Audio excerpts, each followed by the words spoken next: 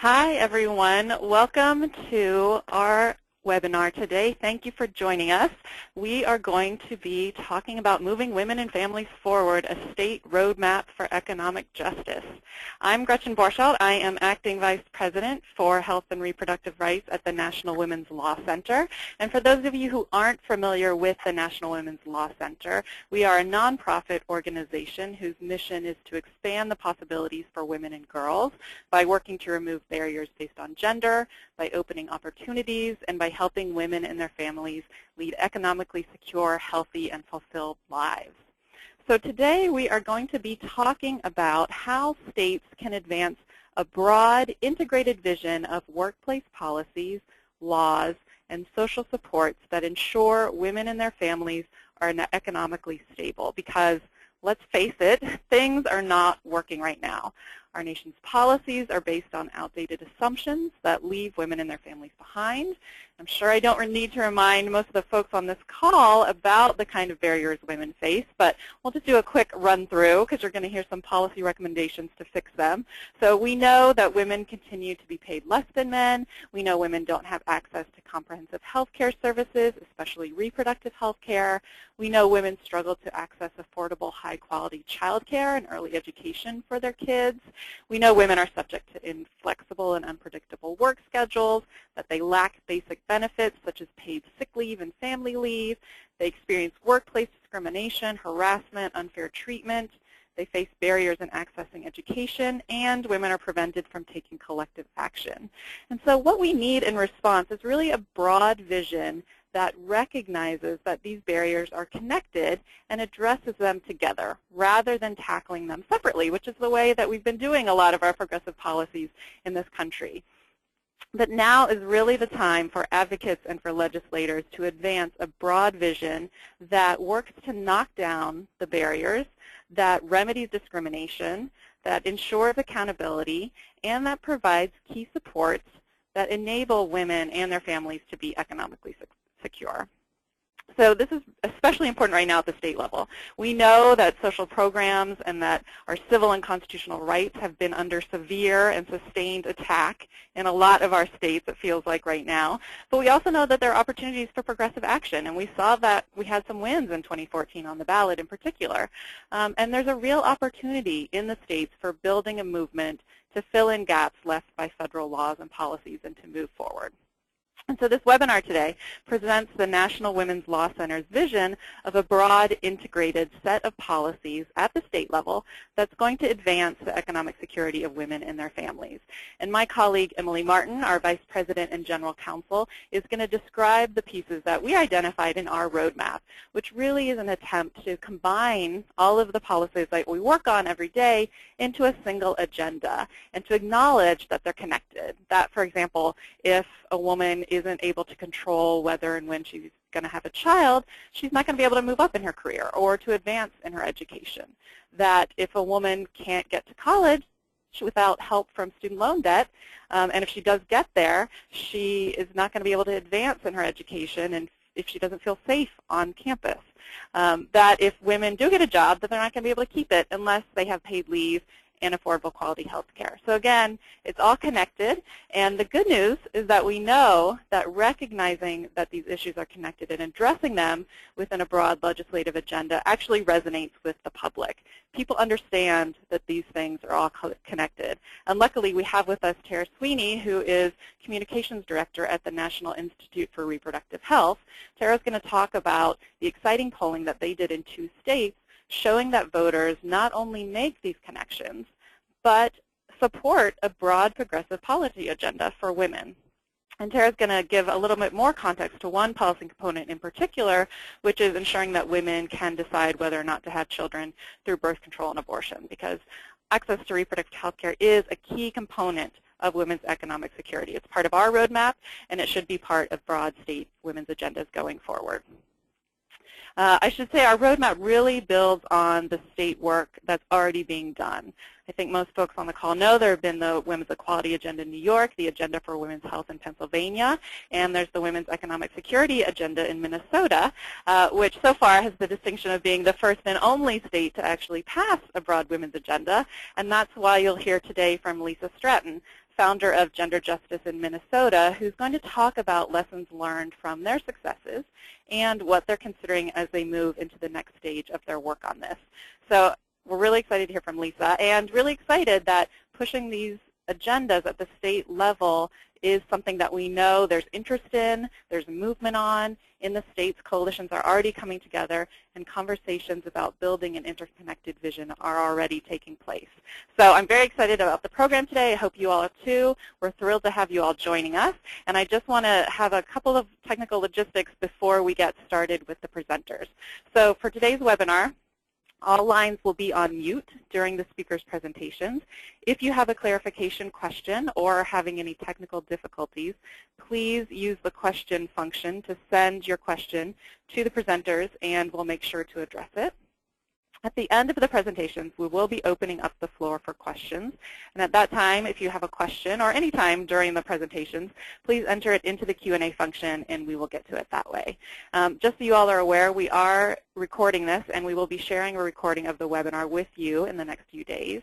And also, just a final brief disclaimer that this webinar is intended for advocates and those interested in the topic, and is not intended for press purposes. So with that, I will turn it over to my colleague, Emily Martin.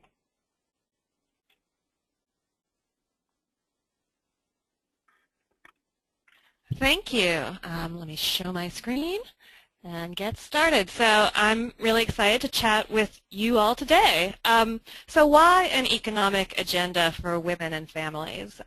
We think for several important reasons. First, most importantly, because these are policy solutions that really do make a difference for women's economic success. And second, because, as Gretchen mentioned, we think that recognizing the connections between healthcare, between employment rights, between education for the success of women and families is really critical for ensuring that women have equal opportunities to succeed in all areas of their lives. Third, we think an economic agenda for women and families is important because it provides a platform for organizing, which includes allowing infrastructure to be built for future successes in the state, whether or not a broad agenda can pass into law this legislative session. And also because of the proven success in the states, with Minnesota, as we'll hear about, actually moving an agenda into law, with other states organizing around women's economic agendas in a way that builds, I think, a real basis for success in the future. So in this toolkit that you guys will be receiving shortly by email the next day or two, which is Moving Women and Families Forward, a State Roadmap to Economic Justice, we've tried to provide a vision of an integrated state legislative women's economic agenda.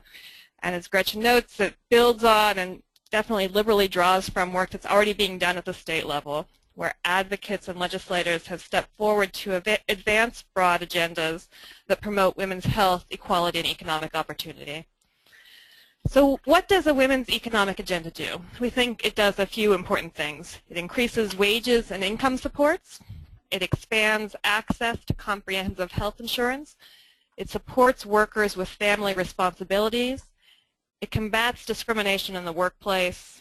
It creates pathways to opportunity. And it supports workers' rights to organize. So we propose 17 policy initiatives loosely grouped into these 6 categories, which I will walk through very quickly today.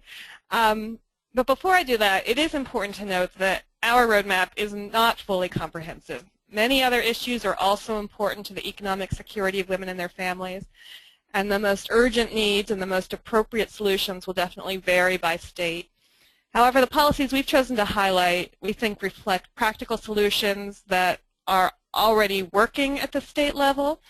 And this agenda is, again, informed and inspired by organizing and advocacy successes in the states, including organizing and policy successes around some of these particular policy solutions, from paid sick days to fair treatment for pregnant workers to minimum wage increases and expansion of Medicaid. And so our hope is that this agenda provides a menu and a roadmap for state lawmakers and advocates seeking to advance economic justice for women and families.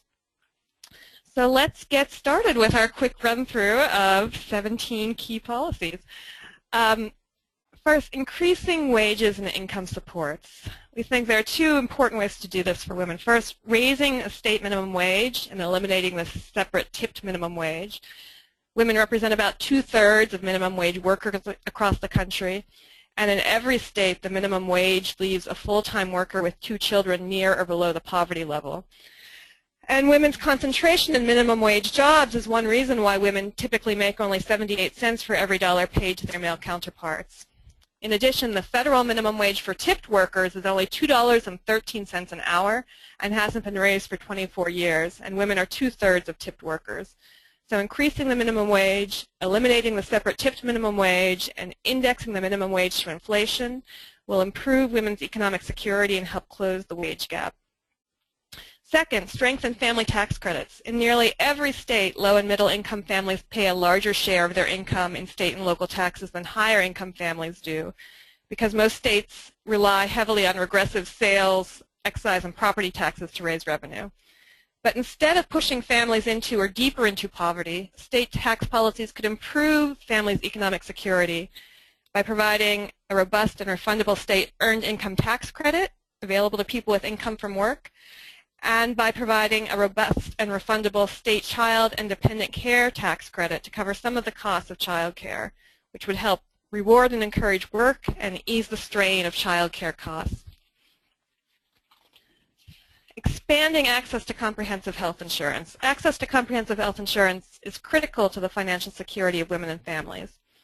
But 22 states have failed to use the federal money available to them to expand Medicaid eligibility to those below 138% of the federal poverty level.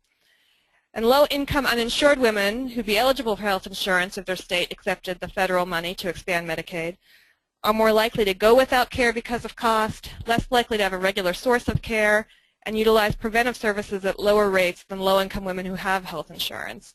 This population is in dire need of affordable health coverage to access the care they need. And why does this belong in an economic agenda? Because health insurance provides women with greater access to health services and reduces cost burdens. It helps women avoid medical debt, and it keeps women healthy so they can pursue their educational and professional goals.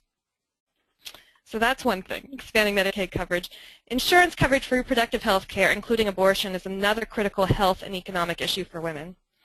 Yet 25 states prohibit women from purchasing a private health plan that covers abortion services in the new health insurance exchanges in the states.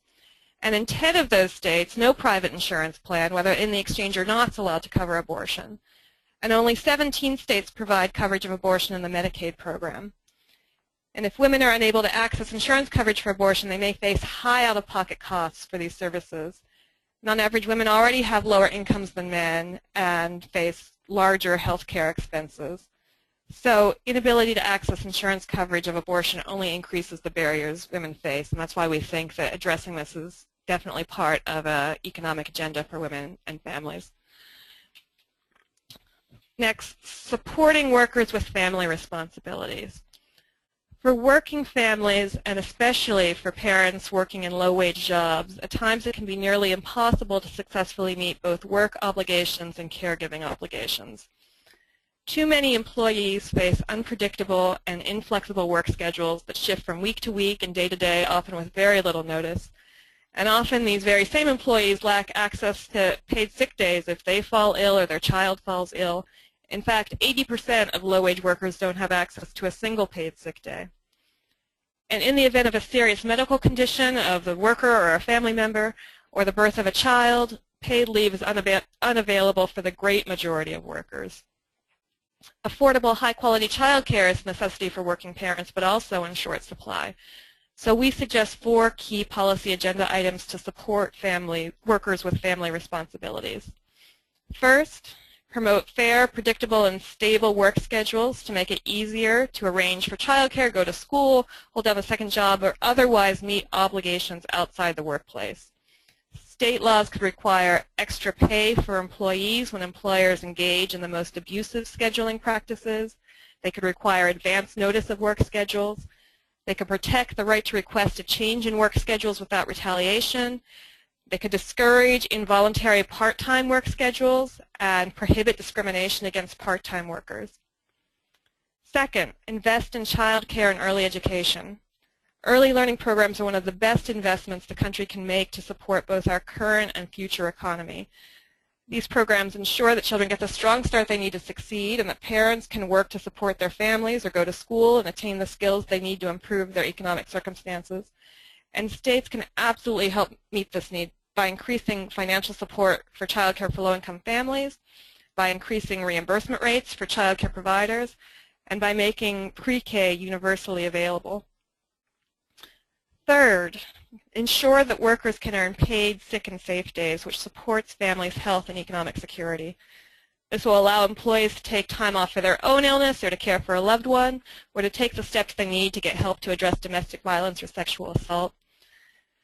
And fourth, states should follow the lead of states like California, Rhode Island, and New Jersey to create paid family and medical leave insurance programs funded by joint employee and employer payroll contributions to a state-operated paid family and medical leave insurance fund to allow employees to take the paid time off they need. Combating discrimination in the workplace. Strengthening anti-discrimination laws is critical to making an economy that works for women. Our roadmap document that you'll receive later this week unpacks this a little more as it unpacks all the rest of the things that I'm rushing through. But key recommendations include the following. First, strengthen equal pay laws, as, for example, New Hampshire and Minnesota and Vermont have recently done, to close loopholes and to prohibit employers from retaliating against workers who share information about their wages with their coworkers. Second, ensure that employers are held accountable for sexual harassment on the job by holding them responsible for harassment by lower-level supervisors and expanding the reach of sexual harassment laws. Third, make sure that workers who have medical needs arising out of pregnancy are entitled to reasonable accommodations on the job. Too many women are pushed out of work when they need, for example, to avoid heavy lifting or stay off ladders for a few months during pregnancy.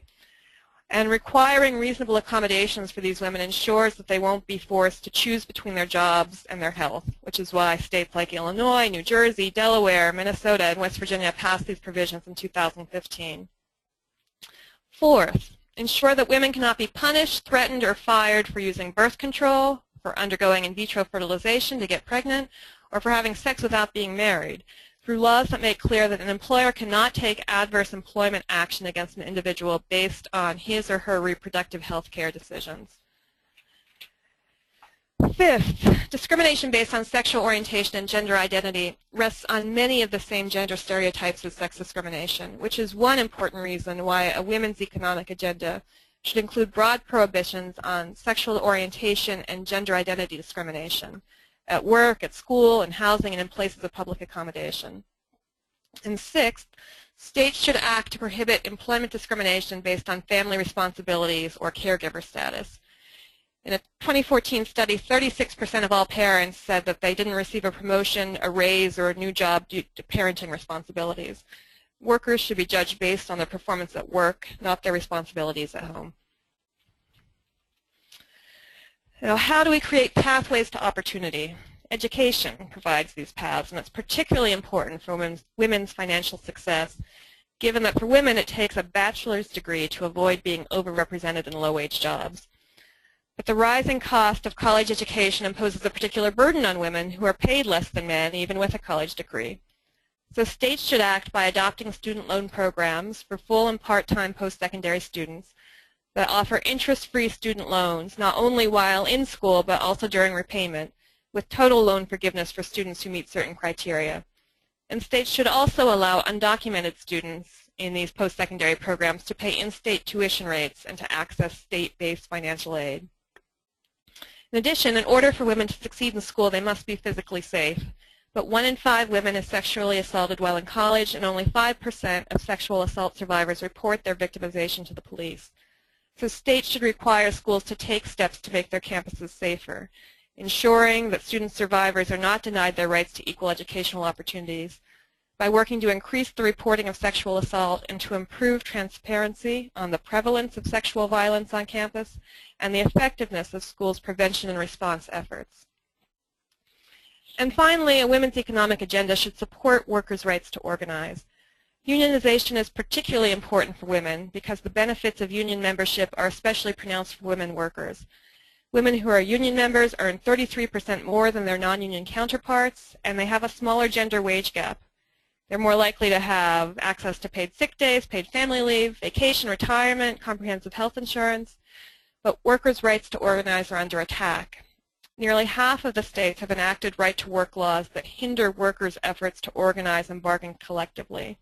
These laws make it illegal for unions to negotiate a contract that allows them to collect fair share dues from all the employees who benefit from the contract. 20 states introduced these so-called right-to-work bills in the last legislative session, and many more states are expected to do so this session. Giving women a chance to make their voices heard in America's workplaces is key to women's economic success, so repealing and defending against right-to-work laws is a critical part of our roadmap for economic justice. So for each of these key policies, our roadmap document provides a summary of the problem, key strategies to address the problem, the research base for why these solutions make sense, information on what other states are doing, and talking points for making a successful argument with policymakers, the media, and the public. And we hope this will be a valuable tool for everyone working for change in the states, and that these pieces, we think, will create a broad, mobilizing agenda for change for women and families. And now we will hear from Tara Sweeney, who will discuss some recent polling that can helpfully inform these efforts. Great. Thank you, Emily. I'm just working on sharing my screen here. So hopefully everybody can see my screen. So thank you, Emily. Thank you, Gretchen. Thank you, National Women's Law Center, for having me on this webinar. I'm very excited to be sharing some of our research with you. Just to explain our approach to this research, having worked in New York on the Women's Equality Act, which was a multi-issue women's agenda, and seeing the prominence of similar agendas in other states, as well as the groundswell of excitement and activity around women's economic issues across the country, we thought it was important to explore what connections people make between financial stability and reproductive health and rights, specifically abortion, because we think that if we're able to make those connections strategically and convincingly, we can really achieve great advances for women across the board. I want to say from the outset that what I'm going to present here and the research that we did last summer and fall was not message research per se. We consider this the groundwork for message research. So it was basically surveys in New York and Pennsylvania in which we were taking the temperature of what connections people were making, particularly in two states that had multi-issue women's agendas under consideration. New York had the Women's Equality Act, and Pennsylvania had the Agenda for Women's Health, so that's why we chose those two states. So the goals of our surveys were to measure the degree of support for the New York Women's Equality Act and the Pennsylvania Agenda for Women's Health, both the entire agendas holistically and their individual proposals, to assess whether voters think abortion access belongs in these agendas at all. If so, to explore why voters think abortion access is important, and to identify what the exact links are between reproductive health and rights, particularly abortion, and financial stability and overall equality. Just some information on how we conducted this research. We did telephone surveys. It was a cross-section of voters in each state. I should note that in the New York survey, we used the frame of equal opportunity because that was the dominant frame in the public campaign around the Women's Equality Act. But in Pennsylvania, a dominant frame hadn't emerged when we did this polling. So we had a chance to use financial stability as a frame that we were polling people on. Another big caveat, which maybe you've already decided for yourselves, is that this polling was confined to two states only. So it's only New York and Pennsylvania. Two states, relatively progressive ones, although I feel like I can hear my Pennsylvania colleagues snickering when I say that, because these are supposedly blue, somewhat northeastern states doesn't mean that it's easy to pass any of these things by any means. But nonetheless, this polling is instructive as exploratory groundwork. We just wouldn't want to over-determine these results just yet. And the National Institute has gone on to do some more research to dig into these findings subsequently after we conducted this polling, and I'll get into those findings or preliminary results from that research at the end of this. So we started both surveys out with in Pennsylvania and in New York with open-ended questions about what prevents women from having equal opportunities in New York and from having financial stability in Pennsylvania. As the very first question, respondents hadn't yet heard any messages and didn't even know what the survey was going to be about. Yet in New York, when asked what's the top thing preventing women from having the same opportunities as men, a quarter of respondents said that being a primary caregiver was the top thing preventing women from having the same opportunities as men. Likewise, in Pennsylvania, having children or being a primary caregiver was given as the top reason, the top thing preventing women from having the same financial stability as men. So we learned right off the bat in the very first question that we asked in both polls that the connections between control over childbearing and equality and financial stability were strong. Next, we took that basic idea a step further to ask whether voters thought that control over when and whether to have children leads to greater equality for women. The answer was yes. 81% agreed in New York and 83% agreed in Pennsylvania. And those totals are, if you add the people who thought it was very important and somewhat important. That's why we got 81% in New York and 83% in Pennsylvania. Then we asked the same question about financial stability. Do you think financial stability, a woman's ability to control whether and when she has children is related to her financial stability? Again, we got great results. 76% agree in New York and 72% agree in Pennsylvania. So after establishing that control over childbearing has an effect on equality and financial stability, we went to the next logical place for us and asked if people agree that abortion access has an effect on equality and financial stability. Here, 55% of people in New York saw that connection, and 50% of people in Pennsylvania said yes, access to abortion has an effect on financial stability. These results aren't as high as the previous ones, but nonetheless, we think this is a significant finding because even before using any messaging or persuasion, we start with at least half the people in both states agreeing that access to abortion leads to these other things that are good, equality and financial stability. And this was one of the first times that abortion was actually mentioned in the survey, which is just a little bit indicative because there's always, when you do polling like this, the shock value of people hearing the word abortion when they hadn't heard it yet. But nonetheless, we think that 50% in Pennsylvania and 55% in New York. I think we're losing you. Can you check your connection and come back on? You talking to me? Can everybody still hear me? I hope so. I can hear you. Okay, sorry. I just heard someone was saying to check a connection. Great, okay. You're back. Thanks. Okay. So next we got into testing some different questions, both negatively and positively, in Pennsylvania. We didn't test this question in New York because there's no real movement to, or no legitimate movement to restrict access in New York. So here we have a side-by-side question, and you can see that 62% of people in Pennsylvania agree that restrictions on abortion access have a negative impact on financial stability. This is just interesting to look at because when you ask people in the positive way, do you think that laws that improve access to abortion have a positive impact on women's financial stability? 48% say yes, yet 62% think that restricting access to abortion has a negative impact on women's financial stability. That's just an interesting thing to look at when we talk about proactive policy proposals in the states. Having this idea of restrictions and a threat always helps, and there's ways that I think we should look into messaging that, but it's just interesting to know. So as I said, one of our goals in this polling was to find out why people might support abortion access, not just whether they support it or not. This question that is on the screen now, asking people the connections, why they think having access to legal abortion is important, is one of the few forays we made into actual messaging in this polling because we wanted to know how people are framing this in their minds. And when asked about general topics people connect with access to legal abortion, they said that access to legal abortion is primarily an important part of women's rights. And we were surprised to see that women's rights frame come to the fore so much for voters in both Pennsylvania and New York. And we think that that really is a testament to the messaging that the women's movement in general has been using for the past few decades, which really emphasizes rights.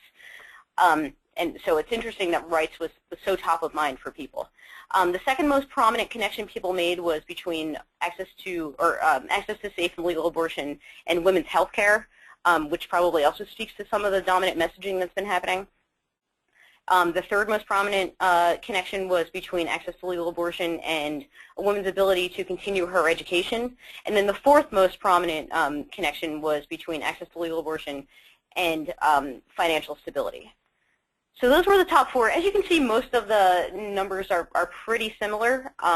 Those four came to the top, but women's rights came very much to the top. And I'll come back to this point when I talk about the continuing research we've done since this polling, because we think that this is an interesting fact that's worth exploring more.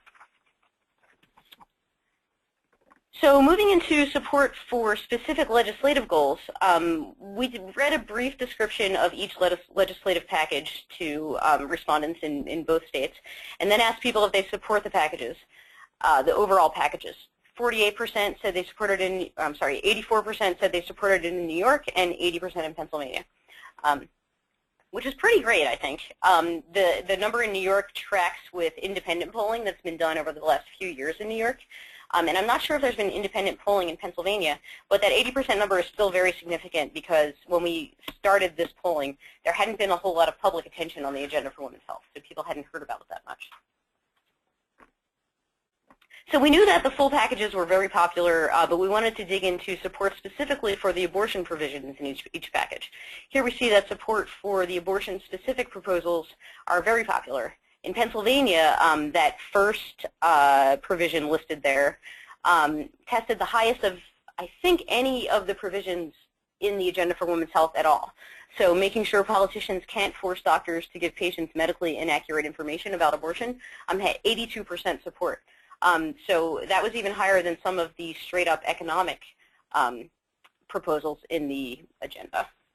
In New York, we had 77% for specifically the proposal in the Women's Equality Act that would codify Roe v. Wade and state law. To hammer the point home, we asked if people thought that abortion provisions fit squarely within each agenda, and we found that there was vast agreement in both states. In New York, we asked people a side-by-side question. Would you rather have a 9-point Women's Equality Act that doesn't include a provision to protect access to abortion, or a 10-point plan that does include access to abortion? 73% supported the 10-point plan.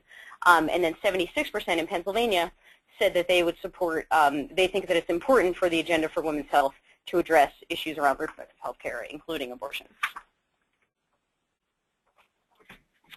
So we know that one of the reasons abortion provisions might not make it into these broad economic agendas or broad women's agendas is that abortion provisions or reproductive rights provisions might be seen as unpopular or too controversial for elected officials to be willing to get behind. So we asked about elected official support. We asked in both states if voters would support legislators who support agendas that include abortion policies. In both states, voters said yes.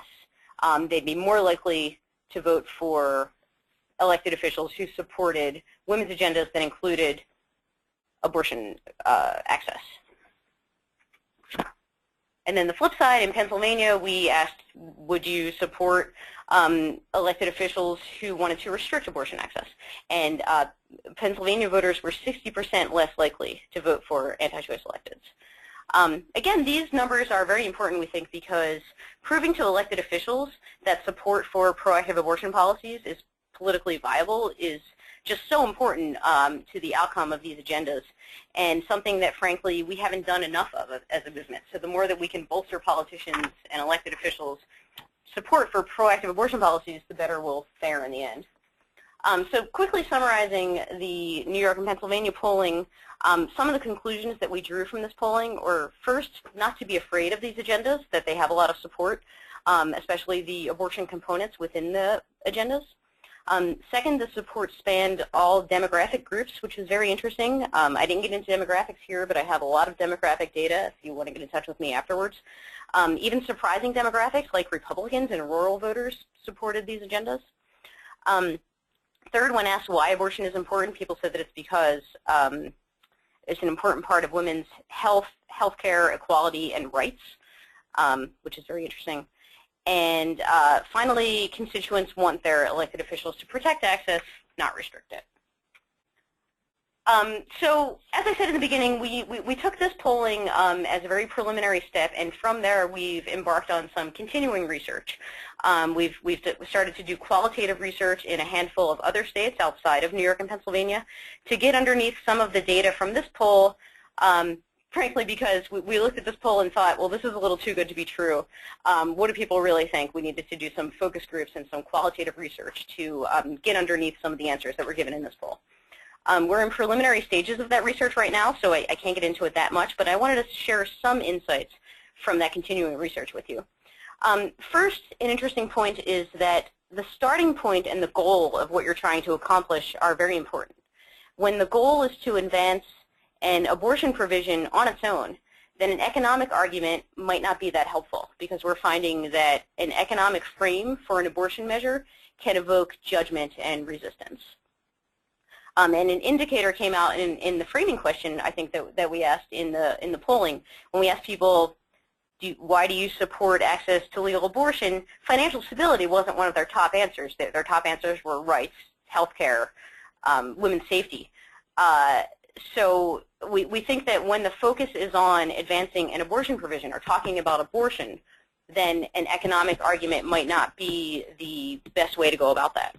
But when the goal is advancing financial stability or greater equality, so when you're asking what enables a woman to be more equal or to have more opportunities in the workforce or in education, as we did in the open-ended questions at the outset of both polls, then people are able to see that access to abortion is central to a woman's long-term life outcome.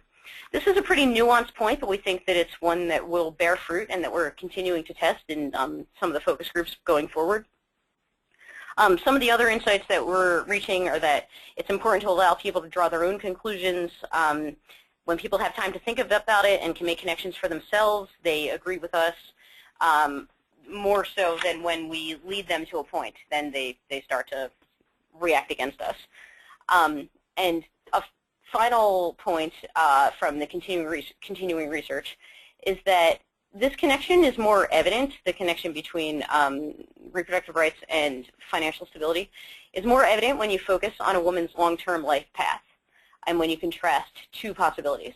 So when we ask our focus group participants to think about a woman being able to access abortion versus not being able to access it and what that means for her life in the long run, then the connections to a woman's life course and her long-term economic status, her ability to get a good education and provide for herself, all of those connections become more evident, and people willingly talk about those kinds of connections because they're thinking about a woman's long-term life path rather than just the instance of her having an abortion. So that's a few little nuggets that I'm very excited to finish this qualitative research that we're doing right now and come back and share it with you all when it's complete, because I think we have an extreme need right now for making this case for these connections in a smart and strategic way, and in a way that works and is convincing. So with that, I'll turn it over to Lisa Stratton, and here is my contact info if you have any questions.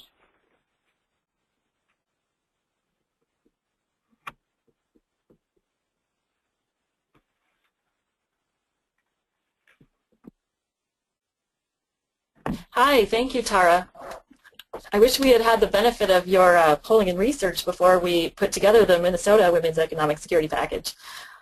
So I am Lisa Stratton. I am a co-founder of Gender Justice. We are a, sorry, realized I need to fix my screen for you. We are a nonprofit law firm,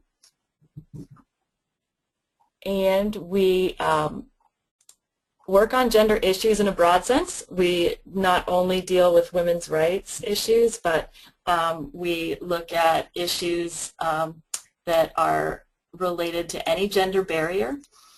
and so we represent people if they are discriminated against based on their sex, their sexual orientation, or their gender identity. And like many organizations, we do that using 3 different policies or programs. We do education and training, we represent clients in court, and we do policy work. I have to say the Women's Economic Security Act in Minnesota was our first real deep foray into doing policy work. And as a result, I have a couple of caveats that I wanted to state before I go into the factors that we thought helped us achieve our act. One of those is, as a state-based person, I know well that you cannot generalize across states necessarily, and that you can't assume that something that happened in one state can work the same way in another. So particularly since I have been asked to focus on more of our process and the things that we thought contributed to our success and less on the substance, I think particularly there it's even more important to say that up front. In addition, I have been a litigator throughout most of my career, and this was, as I said, my own personally first foray into doing a lot of intense work at the legislature. So to some extent, as I put together the slides I'm going to turn to, I thought, you know, the factors that contributed to our success are the same ones that I know that many of you out there in the States are working on probably today, tomorrow, and the next day. They aren't particularly exceptional or different, I think, but I will launch into them anyway, and we'll see what you think about that. Our act came about really as the genesis was with the legislative leadership, and I think that was incredibly important in the outcome. Both of the legislature, both the House and Senate, were Democratic. We have a Democratic governor at that time, so this is the 2014 legislative session. And the Speaker of the House decided to do a package, and he had already framed it as a women's economic security agenda. So we didn't have, in fact, as Gender Justice, we made a pitch actually for a somewhat different framing. But as was the case throughout the process, the legislators got to make the last call on that, and they stuck with an economic security framing. One of the reasons we were concerned about the economic security framing, and I continue to be, is that one of our focuses at Gender Justice is on the issues of cognitive bias and stereotyping, and I have a fear that the economic security framing can trigger stereotypes of women as in need of protection. So age-old debate, I know. But that was the framing we had and that we went with. They had some ideas about what they wanted to include in the bill, but they were also wide open to our suggestions. So, and they gathered a number of more of the overarching women's organizations, including Gender Justice. They also included the Minnesota Women's Consortium, which is a membership organization for both individuals and organizations, but it includes over 100 organizations in Minnesota who work on issues as they define them relating to women. The University of Minnesota Center on Women, Law, and Public Policy was key throughout this effort, and the Women's Foundation of Minnesota was involved as a funder and to some extent testifying in support of the bills. And AARP and Women Venture, one more, were the ones who the speaker pulled in and sat down and said, you know, we want to do this plan. What do you think? What do you want? Which is a pretty unique situation. I doubt I'll be in that posture again. So we started to put together lists of policies, much like the Law Center's list of potential policies that one could include in an economic security agenda, and worked through them with the Speaker and other legislators and the Senate President.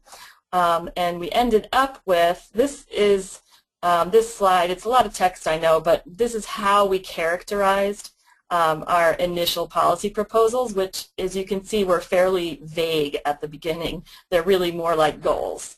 But they included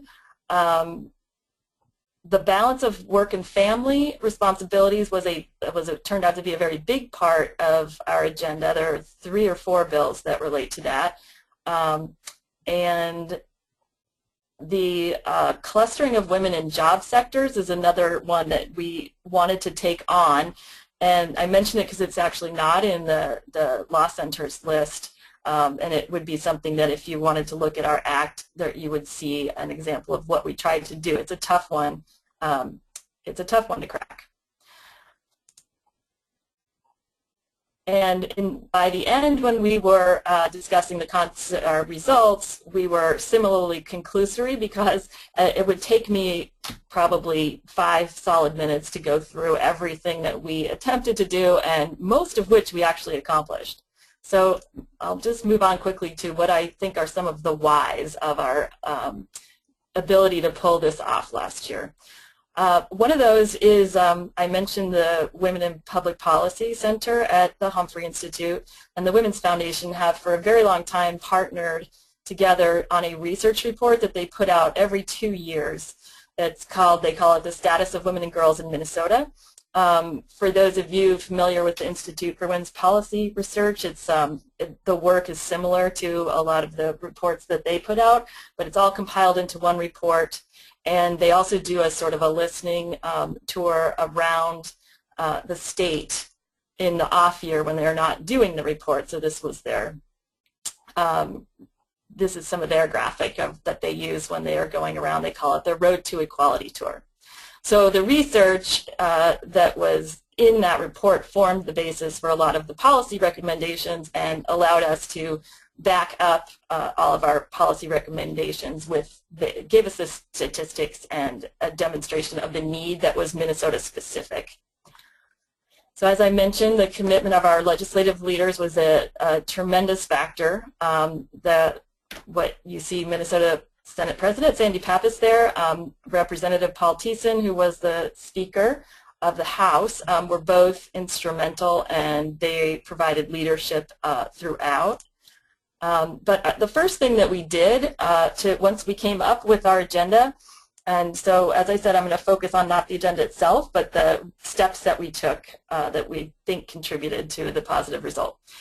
First thing we did was hold a Women's Economic Security Summit at which we were going to and did announce our agenda and announce the act. We didn't at that time have the legislation, every piece of it drafted, and that's why those initial bullet points were somewhat general. We were still working out the details of some of the bills.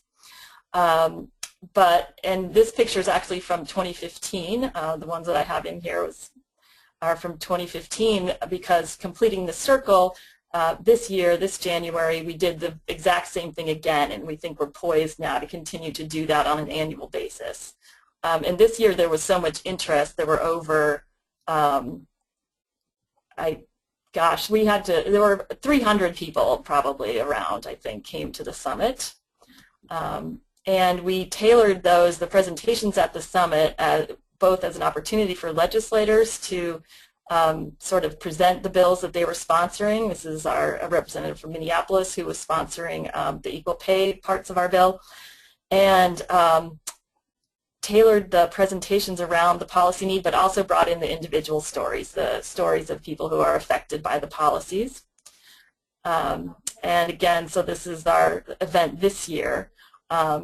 We did a much better job this year of reaching out to broader communities. The whole project was rather rushed last year, and we regretted not being able to do that very well. And so that was one thing we improved this year. Like I said, the things that I'm going to say are so obvious that you all already probably know these things, but I'll just quickly go through some of the factors. We did set up had a separate logo and widgets and various, I'm not a communications person, but the various pieces that we could all use, all of these different organizations in our messaging when it was about the act. So this is just the home page as it currently is of our website, and we got the Twitter account. We did, we really created. We really created branding and messaging that was not any one organization. And so throughout, no one organization got to sort of claim that this was theirs and their project. And we really all did subordinate those, we all have that organizational need, but I think we very much subordinated that to the overall goal of the agenda. We did use an organizing tool that was also web-based, but this one was called Basecamp. It's just one. I'm sure there are many other products like this, but it's fairly inexpensive, and it allowed us to track both confidentially. If you see here, this was our confidential one, and here was the public one. And people could be invited to join this page to then receive all of the things that are posted to it, and they could also proactively join through the website. And this is how it looks today. So these things aren't necessarily relevant anymore, but you can see that people are continuing to use it for new things because it was a great gathering place, and it would allow us to post. You could email directly from here, and the email would go out to everyone who had requested to get them, and it also allowed us to upload files. So all of those communications pieces could be uploaded here, and then anyone who wanted to use them could, and our one-pagers and fact sheets and that sort of thing could all be stored in here as well. We had one organization serve as the communications hub and maintained this website, posted to it, informed people of hearings and that sort of thing. Obviously, you need a media strategy, but we did place a particular focus because our state, like many others, has a huge rural and urban divide, and we knew it was essential to get support from the, well, there have been different phrases that we're allowed to say in Minnesota about the rest of the outside of the cities, and the current favored one is Greater Minnesota. So we had a strategy and hired, with funding from the Women's Foundation, some press people who had those connections around the state, and they were able to help place editorials and letters and some of the coverage in. So we were getting, gosh, it was when things got very busy in the middle of the session and toward the end when it was clear this was really going somewhere, we were getting a clip like this every other day, is at least my subjective impression, that it was coming from some different part of it all around the state, so that was key. We also had a sympathetic, one particular editorial writer who, not everyone is going to have that. She's been a lifelong feminist, has been writing about these issues in politics for 30 years. So that was incredibly helpful and is obviously not necessarily replicable.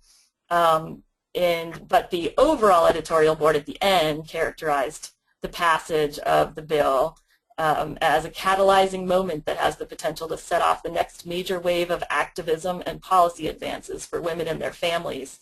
And she was key as well, or we think going forward, because she named at the end, she published a piece on the passage of the act and how great that was, but she also noted there was unfinished business.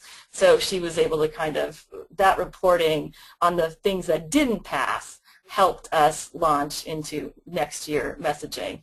And then she just recently, now we had our 2015 summit, and now she's again sort of giving a messaging background about what the new agenda is for this year. Lisa, this is Gretchen. We only have a few minutes left before we're supposed to end, so I'm wondering if you could kind of run through the rest of it quickly so we could leave time for at least one or two questions and answers. Thanks. Okay. I think I'm pretty close. This is just more about the branding again. And you all know, we all talk about this all the time, but the importance of the individuals to come and testify. This particular example is of a woman who had brought a case under our state requirement that she be allowed a space to express milk when she went back to work after having a baby. And we brought the case, Gender Justice litigated it, even though there was no remedy under the law, in part to show that there was no remedy, and then she went and testified in committee and hearing after hearing about the fact that she didn't have a right and exactly what happened to her. This came about organically, so I can't claim anything that anyone did to bring this about, but we were thrilled that a group of younger folks really got on board and got very active, did tons of legislative visits, and made all kinds of materials in support. There's our governor signing the act. He did it on Mother's Day, which was particularly fun. And there should be another slide, but it's really just contact info, so I'm not sure why it's not going. I'll just pass it back. Great, thanks, Lisa. And sorry for rushing you through there at the end. That was great. So thank you all so much. We only have a few minutes left, and I know there were some questions already posted, and I think some were specifically about the polling that Tara presented. So hopefully when we share contact information for everyone, she can answer those questions. We encourage you to get in touch with her directly. And then there was a question from one commentator who asked questions about not talking about race, and I wondered, Emily, if you wanted to address our agenda and how we think that these issues really do affect communities of color, and we see all of the policy recommendations we're making as working for that community as well. Sure, absolutely. I did go at a rapid clip, so you're right, I did not mention it, but I think that it is an important thing to focus on in talking about who is this agenda for, who does it make a difference for, to talk about the impact on women of color in particular. So just as one example, women of color are really overrepresented in low-wage jobs. So issues that fall particularly hard on workers in low-wage jobs, like lack of access to paid sick leave, like unpredictable and inflexible work schedules, like lack of pregnancy accommodations in physically demanding jobs. Those are issues that are critically important to women of color, given women of color's representation among low-income women, absolutely the same for Medicaid expansion, for example. So definitely talking about those connections and the impacts on different communities, I think, can be a critical part of explaining why this matters and building a broad coalition to really engage on the issues. So agreed, totally. Okay, great. Well, thanks, Emily, and thank you, Tara and Lisa and everyone for joining us. I'm sorry we didn't have more time for question and answer, but I do wanted to let people know that part of our next steps on pushing out this roadmap and shining a spotlight on states doing this work and kind of keeping the focus on broad women's agendas is to think about if we could do a series of webinars about different aspects of it. So drilling down on a particular issue, or maybe grouping states regionally to hear lessons learned. As Lisa said, it's so state dependent. So that is something we're thinking about, and if we had had time, we would have polled you all on what you would like to hear about more, but please feel free to get in touch with us and let us know what you think. If there's a particular issue that you want to hear more about, policy recommendation, or want to talk about strategies and more challenging states, for example, we can do that too. I also just want to remind everyone that in the next couple of days, you're going to be getting an email from us with the follow-up materials that we mentioned today, as well as a recording of the webinar.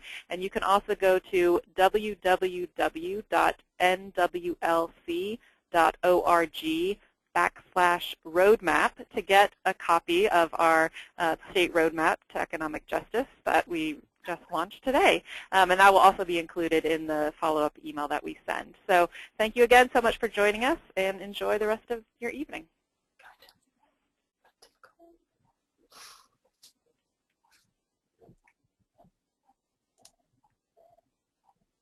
I didn't have any way to see the time. That's why I plugged this in, is I was gonna